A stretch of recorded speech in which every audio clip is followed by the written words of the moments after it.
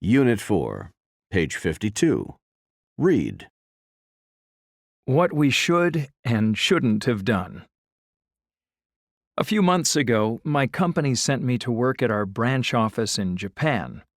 My colleague Masayuki and Yukiko, his wife, invited my wife Helen and me out to dinner one night. Although they were very polite and friendly, we didn't feel that the evening went all that smoothly. In fact, we had the impression that we'd made some mistakes in etiquette. I asked my friend Junichi about our experience. He's lived in Japan and the United States, so he knows the cultural differences. He gave me several pointers, so now we know what we should and shouldn't have done at the dinner.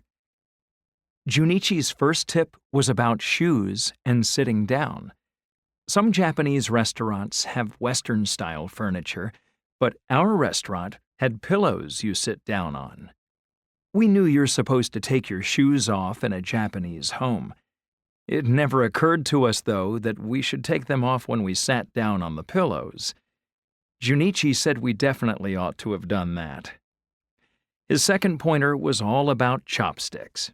We'd both used them a couple of times at Asian restaurants in the United States, albeit not very skillfully, and we thought we knew the rules for using them. However, I saw Masayuki grimace a bit when I used a chopstick to spear a piece of meat from a bowl and pass it to Helen. He grimaced again when Helen used one of her chopsticks to point at a bowl of food she thought was tasty. Junichi chuckled. One thing you absolutely mustn't do is use a chopstick to spear food and pass it to someone else. That reminds Japanese people of the custom of passing cremated bones at a funeral. And you must never point with a chopstick. We continued to make a few more blunders. I took a bottle of soy sauce on the table and poured it all over my rice. Yukiko seemed a bit shocked when she saw what I was doing. Junichi chuckled again. You shouldn't ever pour soy sauce directly onto your food. What you have to do is pour soy into a little dish next to your plate and then dip your food into it. And you've also got to be careful not to waste the soy. Just pour a small amount of it into the dish. Then I remembered another point of etiquette. Do you have to finish everything on your plate? I asked Junichi. Towards the end of the meal, Helen still had some food left, but then our waiter brought her some more.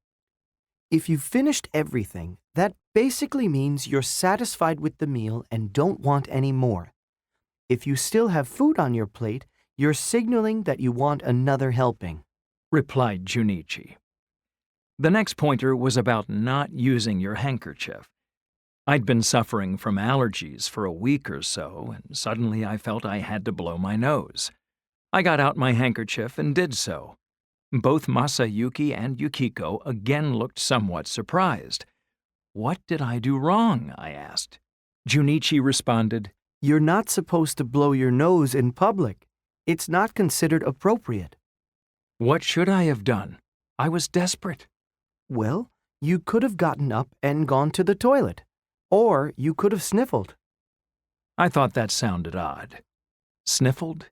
Yes, it's considered acceptable to sniffle to avoid blowing your nose. Finally, the dinner was over. As we got up to leave, I asked Masayuki if we could split the bill with him.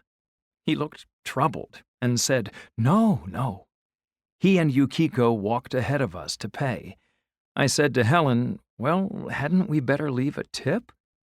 She nodded, so I left some cash on the table. Just as we were putting our coats on at the restaurant entrance, our waiter came running up to us and handed me back the money. When I asked Junichi about it, he said, You're not supposed to leave tips in Japan. It's not common at all. I asked what we might do to express our appreciation to Masayuki and Yukiko. Shall we reciprocate by inviting Masayuki and Yukiko out? Yes, I think you ought to do that. Junichi had given me good advice, I thought. What really struck me is how much we all have to learn about other cultures.